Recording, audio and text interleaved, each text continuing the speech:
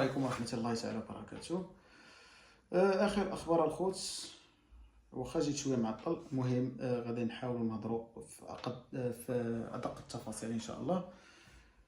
قال لك أسيدي كريستيانو رونالدو غيجي الوداد البيضاوي المغربي. شوف، حنا ما كننزلوش من القائمة ديال الوداد، أنا ودادي وما كننزلش من القائمة ديال الوداد، ولكن استيئيت منها. واش تعرف كريستيانو رونالدو انه كيتخلص للساعه تقريبا 26 مليون؟ 26 مليون للساعه، يعني غنضربها في نهار، في نهار شحال غتجيك واحد 620 مليون.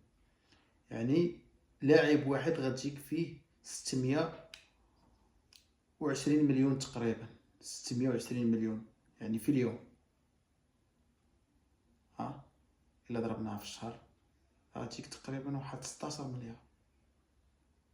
الفريق الوداد كامل مقيوم ب 16 مليار. هادشي سيت منا، ما بقينا فاهمين والو. ومستحيل، من سابع المستحيلات انه يجي، الا في حاله وحده، الا بغى يجي رونالدو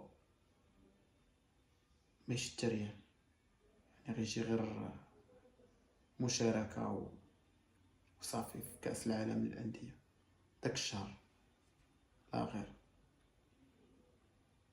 الا شتي مثلا، حنا نديرو احصاء، الا شتي مثلا كريستيانو رونالدو نقولوا مثلا انت عندك الفلوس غتشارك في كاس الانديه، العالم الانديه، زيد شحال غتشد في هاد كاس العالم الانديه كاع، شحال غتشد وانت اصلا غتخرج من الدور الاول ان شاء الله. يا ربي ما كنتمناوش من الدور الاول، كنتمناوش نخرجوا من الدور الاول.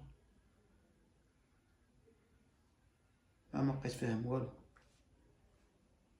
مستحيل مستحيل مستحيل مستحيل انه يجي، مستحيل ومستحيل ثم مستحيل.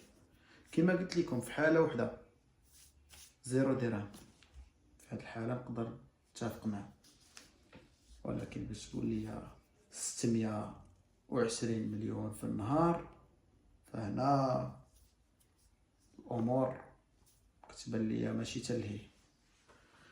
وهذا هو الموضوع ديالنا اخوتي، وخليونا الاراء ديالكم في هذا الموضوع هذا. واش ايتمنى بصح قادر انه يخلص هذا المبلغ المالي كامل او لا؟ انا ما كنظنش كاينه شي حاجه تما ماشي